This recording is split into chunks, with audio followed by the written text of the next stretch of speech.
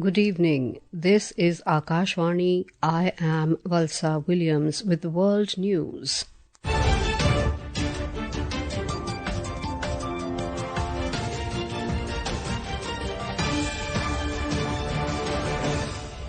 The headlines. Prime Minister Narendra Modi meets US Ambassador to India designate Sergio Gore, expresses confidence his tenure will further strengthen India-US comprehensive global strategic partnership. Prime Minister meets President and Chief Executive Officer of Qualcomm, Cristiano R. Amon, in New Delhi, discusses India's advancements in artificial intelligence, innovation and skilling.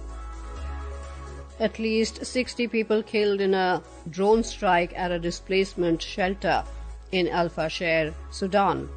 And in Delhi cricket test match, India end day 2 with a mammoth lead at 378 runs as West Indies finish on 140 for 4 at Stumps.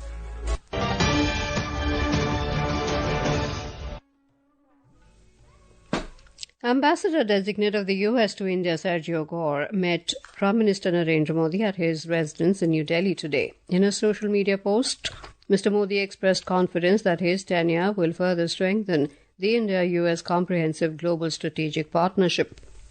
Earlier, External Affairs Minister Dr. S. Jaishankar discussed India-US relationship and its global significance with US Ambassador to India designate Sergio Gore in New Delhi. In a social media post, Dr. Jaishankar said he wished Mr. Gore the best for his new responsibility. Foreign Secretary Vikram Misri also met the US Ambassador designate and wished him success for his assignment. The External Affairs Ministry said they had a productive exchange on the India-US Comprehensive Global Strategic Partnership and its shared priorities. Prime Minister Narendra Modi has said India offers unmatched talent and scale to build technologies that will shape the collective future. Mr. Modi today met President and Chief Executive Officer of Qualcomm, Cristiano R. Amon, in New Delhi. They discussed India's advancements in artificial intelligence, innovation and skilling. In a social media post, Prime Minister Modi appreciated Qualcomm's commitment towards India's semiconductor and AI missions. Qualcomm is an American multinational corporation known for designing and manufacturing semiconductors and wireless telecommunication products. Minister of State for Environment, Forest and Climate Change Kirti Vardhan Singh outlined India's integrated approach to sustainable urban development at the International Union for Conservation of Nature Congress, emphasizing that rapid urbanization offers opportunities for innovation and resilience rather than challenges alone.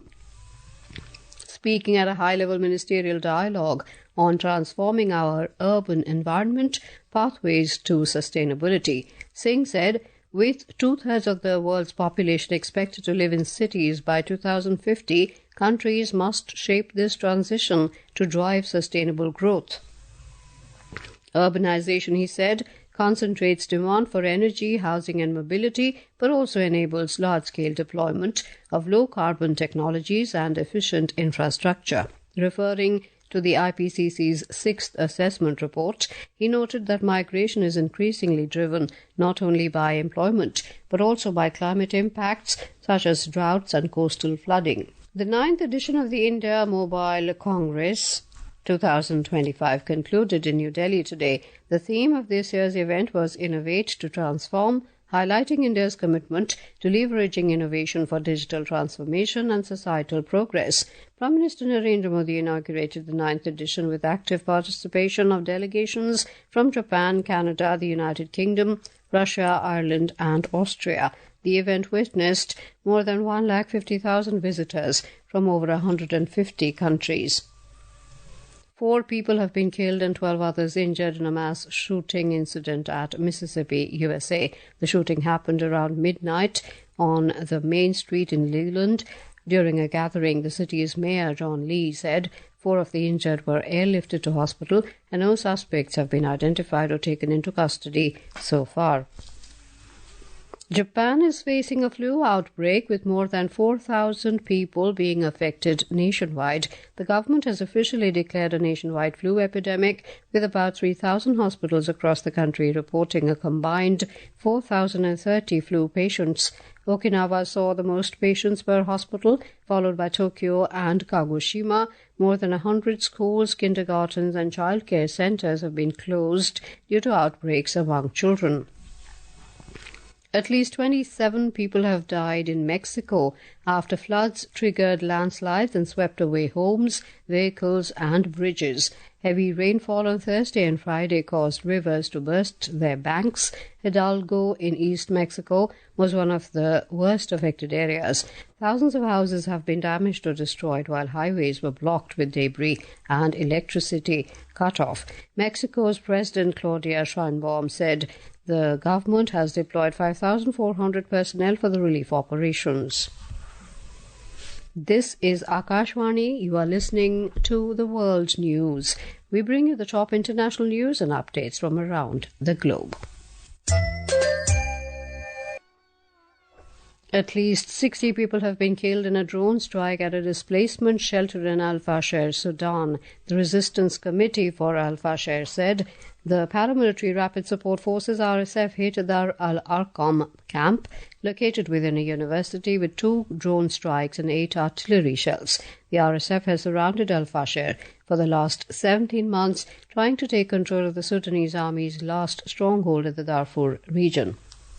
North Korea has unveiled its latest and most powerful intercontinental ballistic missile, Hwasong-20, at a military parade presided over by the country's leader Kim Jong-un.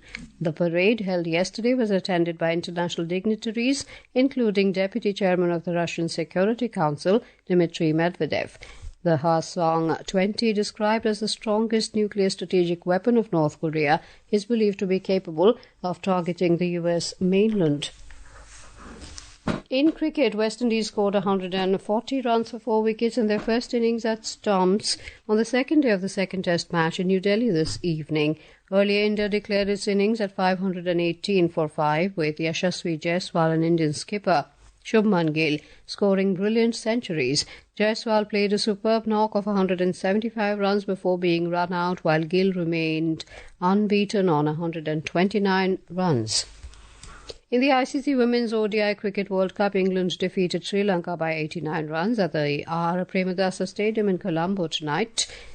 Chasing a target of 254, Sri Lanka were bowled out for 164 runs in 45.4 overs. Earlier, Sri Lanka women won the toss and opted to bowl. Batting first, England scored 253 for 9 in the stipulated 50 overs. Youth Affairs and Sports Minister Dr. Mansukh Mandavia today felicitated the country's medal-winning contingent from the World Para-Athletics Championships 2025 in New Delhi. Speaking on the occasion, Dr. Mandavia commended the contingent for their extraordinary spirit, determination and record-breaking performance that has made the nation proud. He also said the inspiring message given by the contingent to Divyangjan is noteworthy. The minister said the vision and spirit of New India shown by Prime Minister Narendra Modi is being upheld in the best way. India delivered its best ever performance in the history of the World Para-Athletics Championships, finishing 10th in the overall standings with a record 22 medals, which included 6 gold, 9 silver and 7 bronze. The World Para-Athletics Championship was held in New Delhi. And now, before we close, here are the highlights of the bulletin. Prime Minister Narendra Modi meets US Ambassador to India designate Sergio Gore. Expresses confidence his tenure will further strengthen India-US comprehensive global strategic partnership. Prime Minister meets President and Chief Executive Officer of Qualcomm, Cristiano R. Amon, in New Delhi, discusses India's advancements in artificial intelligence, innovation and skilling. At least 60 people killed in a drone strike at a displacement shelter in Al Fasher, Sudan. And in Delhi cricket test match, India end day 2 with a mammoth lead of 378 runs as West Indies finish on 144.4 at stops. That concludes tonight's World News Bulletin. For more updates, stay tuned to Akashvani. Good night.